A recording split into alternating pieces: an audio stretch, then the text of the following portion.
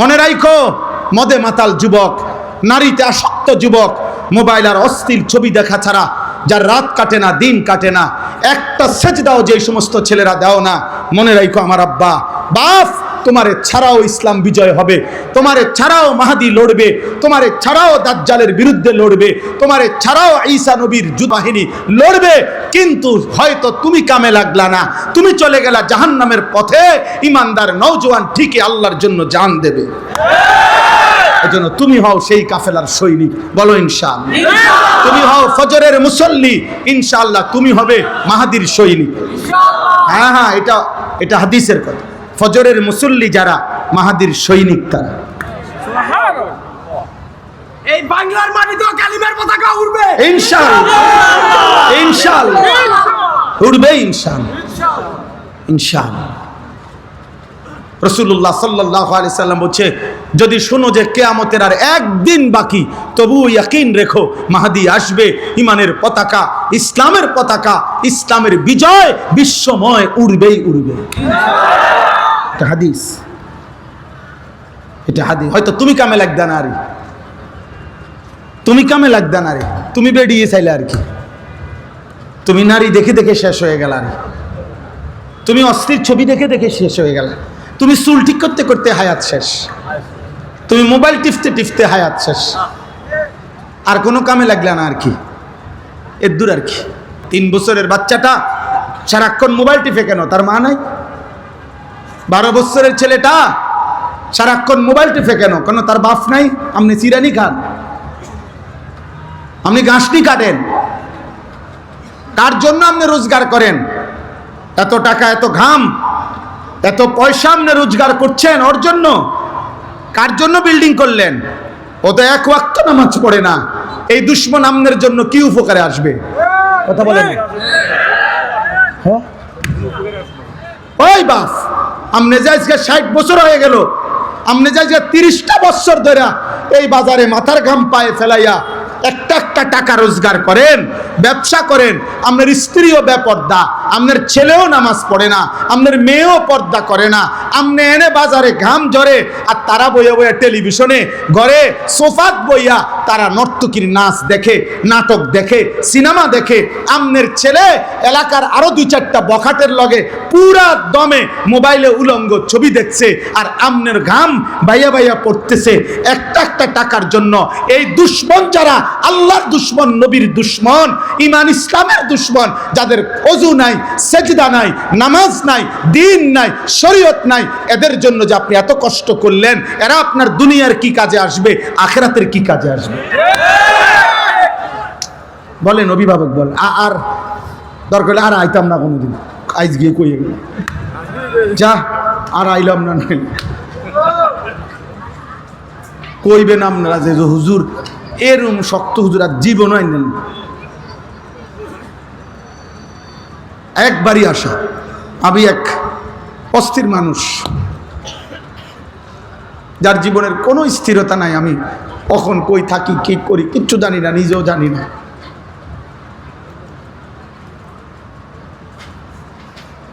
সারাদিন কোমরে ব্যথা করে। সেদিন আমার শায়েখ আল্লামা মুফতি মুশতাকুন নবী কাসিমি হুজুরে আমি বলছিলাম, গত রবিবারে সিলেট আমাদের মাহফিল ছিল একসাথে, হুজুরে বললাম, হুজুর কোমরটা সারাক্ষণ ব্যথা করে, খুব ক্লান্তি লাগে, কি করবো হুজুর?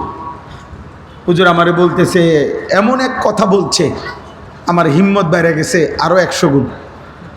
হুজুর আমারে বলছে, মাওলানা, এ মালিকের কথা বলতে বলতে, আল্লাহর পথে ডাকতে ডাকতে একদিন শরীর দুর্বল হয়ে যাবে, অসুস্থ হয়ে যাবেন, একদিন মৃত্যু হয়ে যাবে, কোনো অসুবিধা নাই, এভাবেই একদিন চলে যাবেন, আর মালিকের কাছে বলবেন, মাওলা আপনার কথা বলতে বলতেই চলে আসছি। কবি আরশ পর, কবি ফরশ পর, কবি উনকে দর, কবি দর বদর, গমে आशिकी तेरा शुक्रिया, मैं कहाँ कहाँ से गुजर गया, कभी हो रास्तों में तन्हा, कभी हो गुरूदे सहरा, मैं जुनू का हम सफ़र हो, मेरा कोई घर नहीं। এই জন্য হাজরাত ওলামায়ে কেরামের কাছে আমার অনুরোধ, আপনারা আপনাদের প্রত্যেকের জায়গায় নিজ নিজ মহল্লা, নিজ নিজ এলাকা, নিজ নিজ মসজিদ মাদ্রাসা আশপাশ যার যার সাধ্য মতো, কেউ 5 জনরে বলেন, কেউ 50 জনকে বলেন, কেউ 5,000কে বলুক, কেউ 50,000কে বলুক, কেউ 5 লক্ষকে বলুক, যার যার সাধ্য মতো আপনারা প্রত্যেকের কাছে এক ভাই হিসাবে আমি অনুরোধ করছি, হাজরাত ওলামায়ে কেরাম আরেকটু মেহনত করেন, আরেকটু উম্মতের ফিকির করেন, দরদ করেন, আরও একটু দেখেন এই সমাজের ছেলেগুলোকে ফেরানো যায় কিভাবে, এই সমাজের মেয়েদেরকে কিভাবে ফেরানো যায়, এই সমাজের বাবাদেরকে কিভাবে ফেরানো যায়। একটা একটা আল্লাহর বান্দাকে গুনার থেকে যদি বাঁচাইতে পারেন, জাহান্নাম থেকে বাঁচাইতে পারেন, তওবা করে যদি কাউকে আল্লাহর দিকে ফিরায় আনতে পারেন, খোদার কসম নবী বলছে আল্লাহর কোনো বান্দা যদি গুনাহ ছেড়ে তওবা করে আল্লাহর কাছে ফিরে আসে, খুশিতে মহান আল্লাহ ফেরেশতাদেরকে বলে আমার আসমান সাজিয়ে দে, আমার জান্নাত সব সাজায় দে। ফেরেশতারা বলে মাওলা কেন আসমান সাজাইলেন, কেন জান্নাত সাজাইলেন? আল্লাহ বলে আসলাহাল আবদু মাওলাহু, আজ এক গোলাম যে আমার থেকে ভাইগা গেছিল, যে আমার অনেক দিন সেজদা দেয় নাই, যে আমার অনেক দিন ডাকে নাই, যে আমার অনেক দিন গোলামি করে নাই, আমার এমন একজন ভেগে যাওয়া বান্দা আজকে আমি মাওলার সাথে তার সম্পর্ক ঠিক করে ফেলছে, তওবা করে চোখের পানি ছেড়ে দিছে, আমি তারে মাফ করে দিছি, এই খুশিতে আমি আসমান সাজিয়ে দিলাম, জান্নাত সাজিয়ে দিলাম। এই জন্য ফিকির চাই, ফিকির চাই। সবাই চিনতে হবে জরুরি না, সবাই চিনতে হবে জরুরি না, সবাই সবার কাছে পরিচিত হইতে হবে জরুরি না, এটা মূল বিষয় না। মূল বিষয় হলো আল্লাহর দ্বীনের জন্য মেহনত করা, কলিজা ভরা ব্যথা নেওয়া। ফালা আল্লাকা বাখিউন নাফসাক, আমি আপনাদের কাছে অনুরোধ করলাম আপনি ওই পরিমাণ মেহনত করবেন যে পরিমাণ মেহনত করলে আরশে আজিমের মালিক বলবে বান্দা আমার বান্দাদেরকে আমার দিকে ফিরাবার জন্য তুমি কি তোমার জান দিয়া ফেলবা, এই পরিমাণ বলবে। নবীকে আল্লাহ বলে নাই এই কথা যে বন্ধু আপনি কি মরে যাবেন, আরে আপনি কি জীবন দিয়ে ফেলবেন, এই পরিমাণ বলতে হবে। উম্মত গুনার সাগরে ঢেউ খেলতেছে, আপনারা বাচ্চা ছাড়া জানেন না, এক এক যুবক মোবাইলে রাত নাই দিন নাই, 3 দিনে 3 সপ্তাহ, 1 সপ্তাহ 2 সপ্তাহ। আপনাদের কেউ যদি আজকে 30 বছর এখনকার বয়স যাদের 60, এই বাচ্চা ছাড়া আপনারাও যদি এমন কেউ থাকে যে গত 40 বছরে হয়তো উনি সবসময় টেলিভিশন দেখছে, এই 40 বছরে আপনি টেলিভিশনে যত নাটক সিনেমা না দেখছেন, ওই 4 দিনে তার চাইতে বেশি মহিলার ছবি দেখে লাইছে। হিসাব বোঝেন নাই? আমি ওইটা সমর্থন করছি না, 40 বছরের গুনাহ, মানে বুঝাইতে চাইলাম গুনার মাত্রা এখন এত বেশি পরিমাণে বাড়ছে যে ছেলেরা, মেয়েরা, পুরুষেরা, সন্তানরা গুনার সাগরে হাবুডুবু খাচ্ছে। হাবু কোন বাবা ভাইবেন না যে ফুলাইন অনেকটু দুষ্টামি করে, না না, ফুলাইন জেনা করে, জেনা, দুষ্টামি করে না। আপনি এটা কইেন না যে বাচ্চা মানুষ একটু দুষ্টমি, না দুষ্টমি করে না, ব্যভিচার করে, জিনা করে। 12 বছরের, 14 বছরের, 13 বছরের ছেলের দাপটে ঢাকা শহরে অসংখ্য কিশোর বাচ্চা, 12-14 বছরের ছেলে সরাসরি কিশোর গ্যাং সাফাতি দিয়া কোবায় মানুষ, বয়স 14। তার আতঙ্কে পুরা মহল্লা কাঁপে।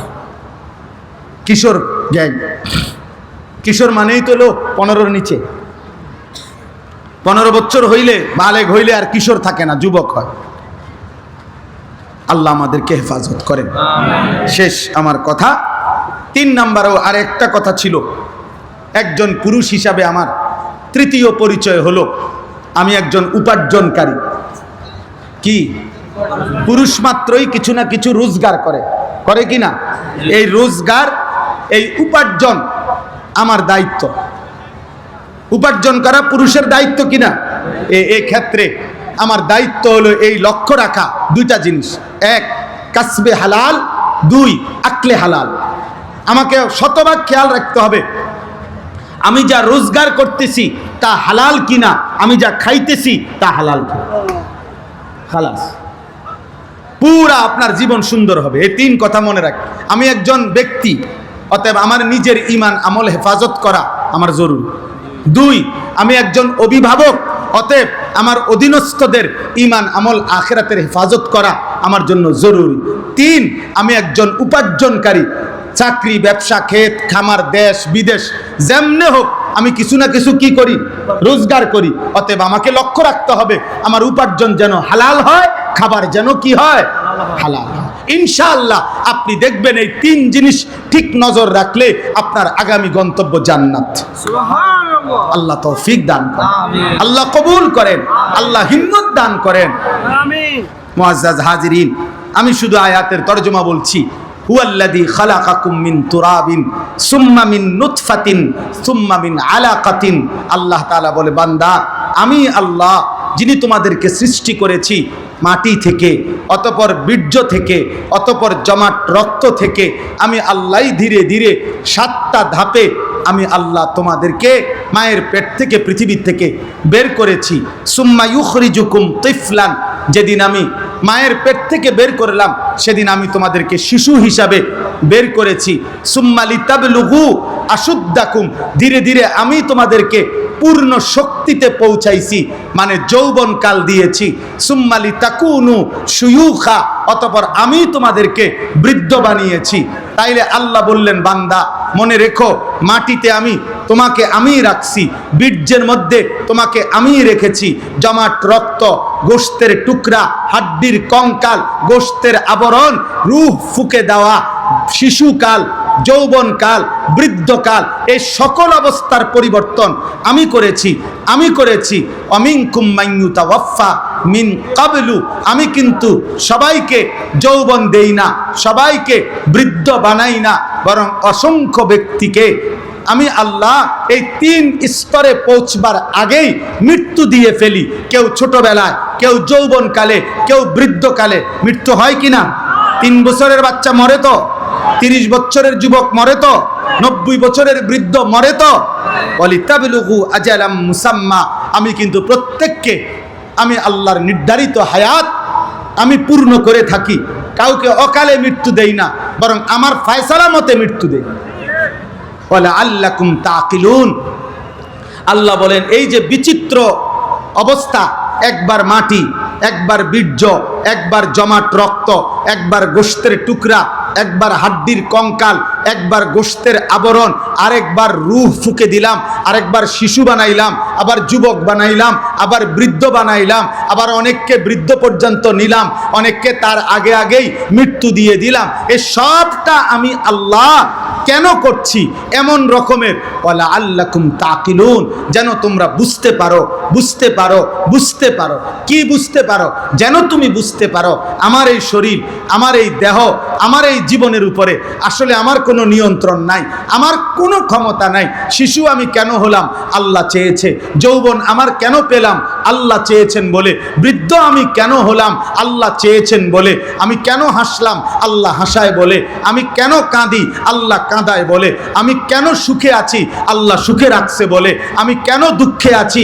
আল্লাহ দুঃখে রাখছে বলে। আমি কেন সুস্থ আছি? আল্লাহ সুস্থ রাখছে বলে। আমি কেন অসুস্থ হলাম? আল্লাহ অসুস্থ করছেন বলে। আল্লাহ বলে, বান্দা অতএব তোমার যেহেতু কোনো অধিকার নাই, বরং আমার হাতে সব, আমার হাতে সব, আমার হাতে সব। অতএব তোমার আকল আর বুদ্ধি বিবেক দিয়ে তুমি ভাববা। ইনসাফের দাবি, বিবেকের দাবি, আকলের দাবি এটা যে আমি আল্লাহরই গোলামি করা, আমার ইবাদত করা, আমার হুকুমই মানতে থাকা। এটাই সত্য। তুমি তো তোমার কোনো কিছুর অধিকার নাই। আমি মন মতো বুড়ো হয়ে যেতে পারমু?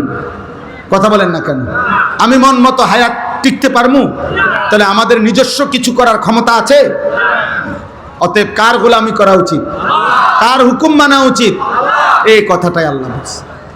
অতএব আমরা প্রত্যেকেই নিজের যৌবনকে কদর করব, নিজের ঈমান আমলকে হেফাজত করব, আখলাককে হেফাজত করব। আজকের এই তিতাস উপজেলা ওলামা পরিষদের এই বর্ণাঢ্য আয়োজন আল্লাহ বরকত দান করেন, আল্লাহ তাআলা কবুল করেন। আল্লাহ তাআলা এই নওজোয়ান সহ ওলামায়ে কেরাম সকলকে ঈমান আমলের হিম্মত দান করেন। আমিন। সুবহানাল্লাহি ওয়া বিহামদিহি।